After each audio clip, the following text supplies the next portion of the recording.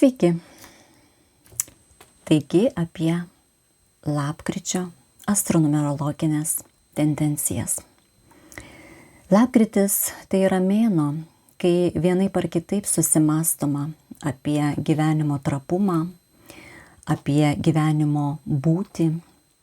Vieni lanko kapus, atmena išėjusiuosius, kiti laidoja artimuosius, treti suserga. Dar kiti patiria įvairias asmenines transformacijas.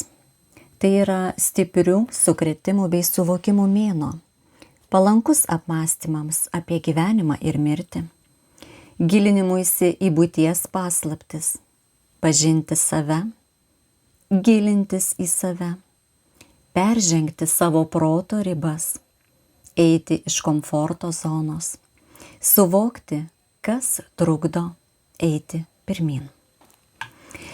Taigi, Skorpiono periodas tęsis iki lapkričio 22 dienos, o nuo lapkričio 22 dienos bus Šaulio periodas. Net 5 planetos judės atgaline eiga retrogradiškai. Taigi, ką tau privalu žinoti, kokius 7 punktus apie lapkričio metą. Taigi pirmas.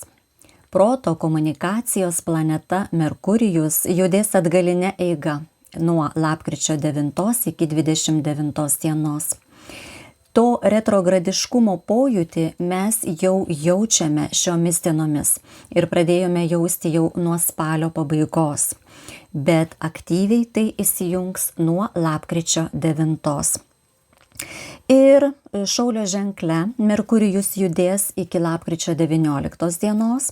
Tai bus daugiau avantiūrų, idėjų, optimizmo, kovos už teisingumą, bet ir pavojus konfliktų, ginčų, nes ir Marsas Šaulio ženkle visą mėnesį.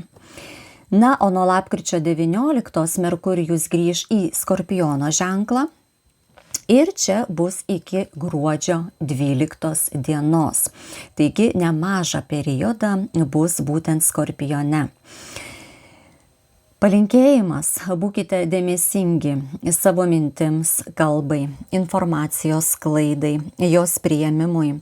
Gali iškėti daug paslėptų dalykų, iškilti kompromituojančių faktų. Tikėtini šantažo, apgaulių bandymai, visą mėnesį daugiau atidumo pažintims, komunikacijai, prekybai, kelionėms, mokymuisi. Nusiteikite vėlavimams, atidėliojimams, kliūtims, peržiūroms, nesusikalbėjimams. Taigi būtent dėl Merkurijaus retrogradiškumo ir kitų planetų įtakos iš tikrųjų mėnuo nėra palankus naujoms pradžioms. Bet apie tą etapą, ar ne, nuo lapkričio 9 iki 29, apie Merkurijaus retrogradiškumą dar dalinsiuosi išsamiau. Kaip visada, daugiau priminimų, daugiau nuorodų, ar ne, daugiau rekomendacijų. Taigi, jeigu vis dar nesekate manęs socialiniuose tinkluose, kviečiu pasekti. Na ir keliaujame prie antro punkto, ką tau svarbu, privalu žinoti lapkritį. Taigi Venera Skorpione nuo lapkričio 7 iki 30 dienos statys ties kraštutinumų ribą tiek meilėje, tiek finansuose. Ir tai nėra palanki jai padėtis. Taigi svarbu bus pažinti savo tikruosius troškimus, padirbėti su nuoskaudomis, užspaustomis emocijomis, pavydo protrūkiais. Labai svarbu nesileisti į manipulacijas. Trečias punktas. Netikėtumo pokyčių planeta Uranas lapkričio 8 dieną sugrįž į Jaučio ženklą, dar kartą iškeldamas finansų, resursų, skaitmenizacijos temas bei strategijas, aštrindamas finansų krizę. Ketvirtas punktas. Sėkmės plėtros planeta Jupiteris lapkričio 11 dieną pajudės atgaline eiga Vėžio ženkle. Geri aspektai su retrogradiniais Saturnu, Uranu, Neptūnu teiks daugiau tikėjimo, dvasingumo, atjautos, intuicijos. Svarbu neprarasti empatijos ir žmogiškumo. 5 punktas. Lapkričio raktiniai žodžiai tai yra auditas, atsinaujinimas, askezė, pokyčiai, sulėtėjimas, tikrieji tikslai, tiesa ir melas. 6 punktas. Svarbiausios datos lapkritį, žinoma 5 diena, jau netrukus, tai įvyks pilnatis Jaučio ženkle ir 20 diena, jaunatis Skorpiono ženkle. 7 punktas. Sudėtingiausios datos lapkritį.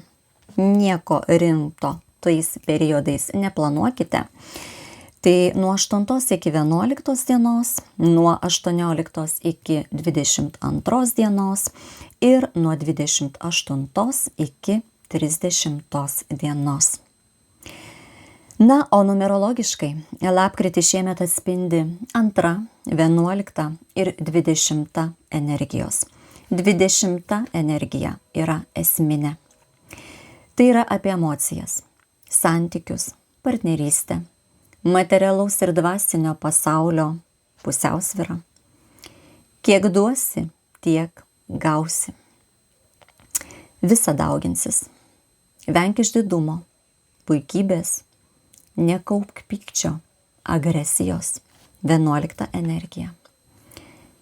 Kvėpuok, sportuok, stiprink sveikatą, mokykis klausyti savęs, išgirsti kitus.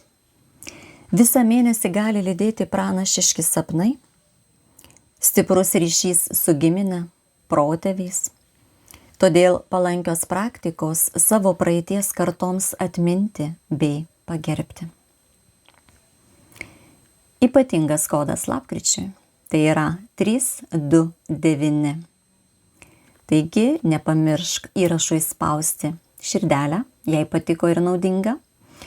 Komentuok kodą 329 ir pasidalink savo suvokimais tuo pačiu, kokių tikslų turi lapkričiui.